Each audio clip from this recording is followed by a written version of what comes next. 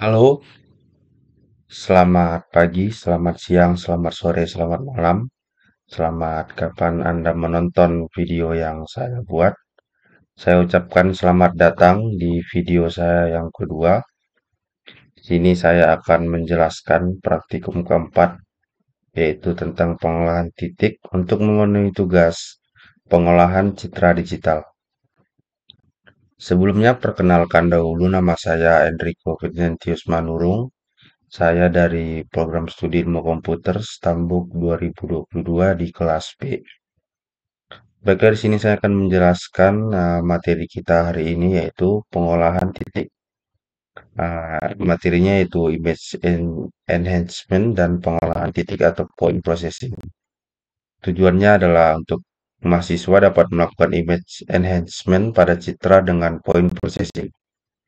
Nah, seperti di PDF di sini, image enhancement adalah proses memanipulasi atau peningkatan kualitas citra agar hasilnya dapat lebih baik dari citra awal untuk aplikasi tertentu. Kriteria baik tergantung pada aplikasi dan problem secara visual maupun secara otomatis. Misalnya metode yang berguna untuk menyempurnakan citra Sinar X, namun mungkin bukan pendekatan terbaik untuk peningkatkan kualitas citra satelit yang diambil dalam pita inframerah spektrum elektromagnetik. Terdapat dua kategori pada image enhancement yang dapat dilihat pada gambar. Di sini ada image enhancement. Yang pertama ada spatial domain dan yang kedua ada frekuensi domain. Jadi hari ini kita akan membahas tentang spatial domain dan frekuensi domain ini akan dibahas di pertemuan selanjutnya. Jadi spatial domain ini dibagi dua juga, yaitu ada point processing dan max processing. Langsung saja, point processing yang pertama adalah operasi yang paling sederhana, namun juga merupakan operasi pengolahan citra yang paling sering digunakan. Jadi prinsip point processing itu sebuah pixel pada citra masukkan diproses dan hasilnya disimpan pada posisi yang sama pada citra keluaran. Jadi katakanlah kita memiliki citra masukkan awal X, Y dan ingin dilakukan manipulasi yang menghasilkan gambar yang berbeda, yaitu G, X, Y, maka pemrosesan titik didefinisikan sebagai operasi untuk menghitung nilai baru piksel G, X, Y. Jadi berdasarkan nilai piksel pada posisi yang sama di X, Y dengan menggunakan operasi, dalam point processing tidak melihat nilai-nilai tetangga piksel di Fx, Y. Prinsip pemesanan titik diilustrasikan pada gambar berikut ini.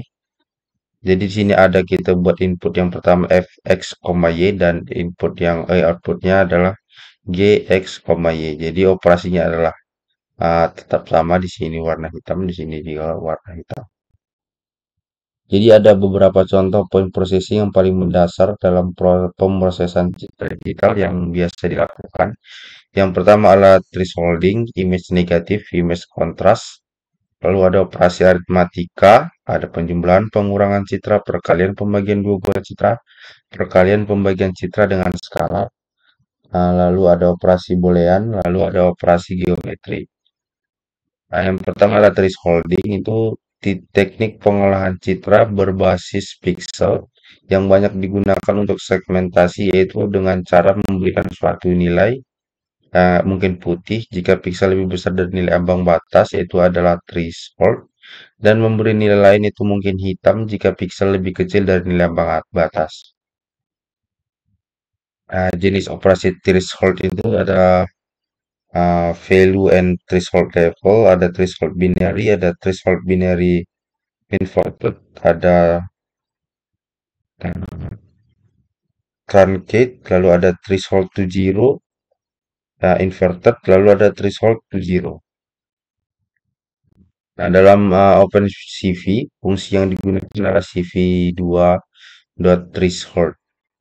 Ini adalah codingannya. Jadi argumen pertama adalah gambar sumber dengan metode gambar adalah grayscale.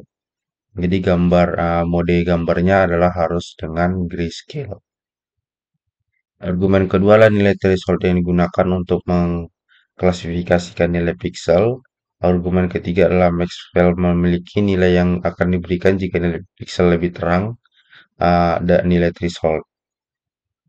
Nah, lanjut, di sini ada dijelaskan beberapa enumeratornya, macam-macam threshold dalam OpenCV.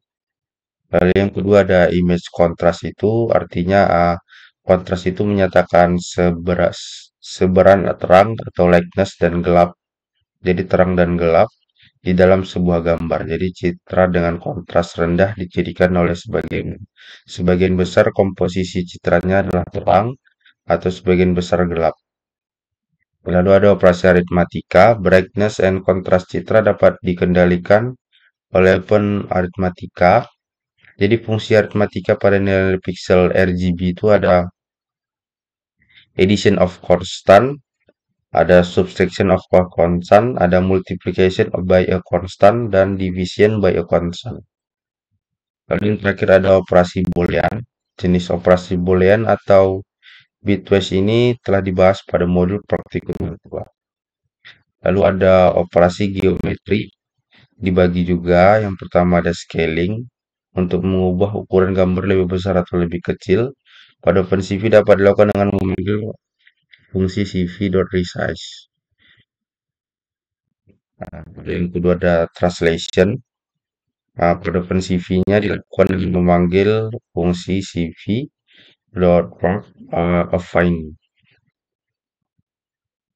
Lalu ada rotation. Di rotation ini OpenCV menyediakan rotasi berskala dengan pusat rotasi yang dapat disesuaikan sehingga Anda dapat memutar di lokasi manapun yang Anda inginkan. Jadi tergantung skala rotasi yang dibuat dan pusat rotasi yang dapat disesuaikan, sehingga kita dapat memutar di lokasi manapun yang kita inginkan. Nah, di sini juga ada rumus-rumusnya. Lalu lanjut ke latihan. Nah, di sini di latihan ini kita disuruh membuat, bacalah citra gradien dan lakukan thresholding terhadap citra tersebut menggunakan trace binary, underscore env, lalu ada trace strong, ada trace to zero, ada trace to zero env. Lalu kita tampilkan 6 citra tersebut, termasuk citra asal menggunakan library matplotlib. Jadi nanti ini adalah codingnya dan keluarannya adalah ada 6 gambar. Di sini ada original, ada binary invert, ada trans, to zero, dan to zero invert. Baiklah, di sini saya sudah mengcodingnya menggunakan Google Colab. Nah, di sini kita pertama adalah import CV2 sebagai CV, lalu kita import nampinya sebagai nampi untuk menyediakan fungsi memuat, memanipulasi, dan menyimpan gambar. Lalu kita, karena menggunakan Google Colab, maka saya mengimport juga library untuk menampilkan gambar atau grafik secara visual, yaitu Matplotlib. Jadi misalnya menggunakan Visual Studio Code, maka tinggal mendownload extensionnya. Jika menggunakan Google Colab, maka kita memanggil library yang akan kita pakai. Lalu langkah selanjutnya adalah kita muat gambar dalam grayscale. Di sini saya sudah mendownload gambar apel .jpg yang sudah dibuat dalam bentuk grayscale. Lalu kita terapkan dalam berbagai teknik thresholding. Di situ sudah dibuat bahwasanya teknik thresholding ini teknik untuk mengubah gambar grayscale menjadi gambar biner, di mana pixel lebih terang diubah menjadi 255 dan pixel lebih gelap diubah menjadi hitam atau 0. Selanjutnya adalah di 127 ini nilai thresholdnya. Jadi Piksel yang memiliki nilai lebih dari 127 akan diubah. Selanjutnya di 255 ini nilai maksimumnya itu adalah warna putih untuk piksel yang memenuhi kriteria threshold. Lalu di sini kita akan menampilkan gambarnya dalam grid 2x3 seperti keluaran yang tadi. Lalu kita akan menampilkan gambar sekaligus. Nah, Bella di sini saya sudah menjalankan programnya dan dapat kita lihat bahwa gambar apel tadi dibagi menjadi 2 dikali 3, yaitu ada originalnya seperti ini, lalu ada binary-nya seperti ini, ada binary underscore env-nya seperti ini, lalu terangnya seperti ini, to zero-nya seperti ini, dan to zero underscore env-nya seperti ini. Lalu kita lanjut ke latihan yang kedua. Di sini dikatakan buatlah program dengan menggunakan OpenCV Python. Untuk transportasi citra digital, citra yang digunakan adalah salah satu tokoh kemerdekaan yang lahir pada 24 Januari 1916 di Boda sekarang Jati, Purbalingga, Jawa Tengah, yaitu Jenderal Sudirman. Jadi kita disuruh membuat transportasi citra digital menggunakan gambar Jenderal Sudirman. Ini juga sudah diberikan koordinat. Langsung saja kita coba. Di sini juga saya sudah membuat kodenya di Google Colab. Seperti biasa kita import library-nya, lalu kita import juga matplotlib-nya karena kita menggunakan Google Colab. Kalau kita buat gambar dalam grayscale-nya, saya sudah mendownload tadi gambar Jenderal Sudirman. Ya. Di sini kita akan memeriksa apakah gambarnya berhasil dimuat. Jadi jika gambar tidak ditemukan, jadi kita ditampilkan periksa kembali pet gambar. Nah, ini resize gambarnya dikali 2. Jadi untuk interpolation dan CV sama dengan cv.intel underscore kubik.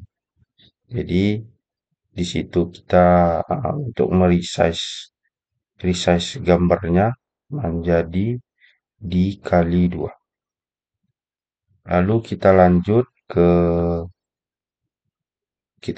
ke translasi gambar atau menggeser gambar.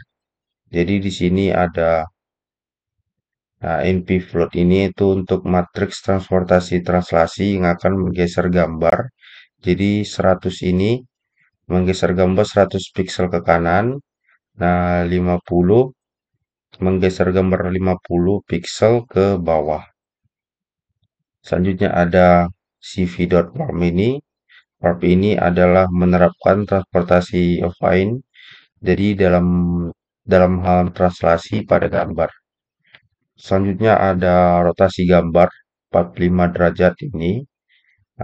Jadi CV get rot ini itu memuat matriks rotasi untuk gambar dari cos kurang 1 ini adalah titik tengah gambar sebagai pusat rotasi. Nanti ini adalah titik tengahnya sebagai pusatnya untuk dirotasi. Dan 45 ini adalah sudut rotasi gambar yaitu 45 derajat. Dan 1 ini adalah skala rotasi. Berarti tidak ada perubahan skala ya di situ. Lalu kita menyimpan gambar hasil prosesnya tadi. Di sini nama file untuk gambar yang di resize. Lalu ini untuk gambar yang di translation. Untuk gambar yang di rotation. Selanjutnya kita akan menampilkan gambarnya menggunakan matplotlib tadi yang sudah kita import di library-nya. Di sini juga ada menampilkan gambar dengan layout grid. Ini adalah for-nya ini untuk menampilkan gambar untuk layout grid. Jadi memuat layout grid dengan satu baris dan 3 kolom untuk menampilkan gambar hasil secara horizontal. Jadi 1,3 untuk menentukan satu baris dan 3 kolom Lalu I tambah 1 itu untuk menampilkan posisi gambar saat diiterasi. Selanjutnya adalah tampilkan semua gambar. Baik, di sini saya sudah menampilkan, menjalankan programnya. Dapat kita lihat, ini adalah tampilan untuk resize gambarnya. Lalu untuk translasi gambarnya seperti ini, dan rotasi gambarnya adalah uh, lebih ke 45 derajat lebih merah. Baik, itu saja yang dapat saya jelaskan tentang latihan yang telah dibuat. Mungkin itu saja yang dapat saya buat untuk menjelaskan praktikum keempat dari pengolahan citra digital. Lebih kurangnya saya mohon maaf. Terima kasih telah menonton dan saya memohon untuk memberikan saran agar dapat membuat video yang lebih baik lagi. Terima kasih dan sampai jumpa di pertemuan selanjutnya.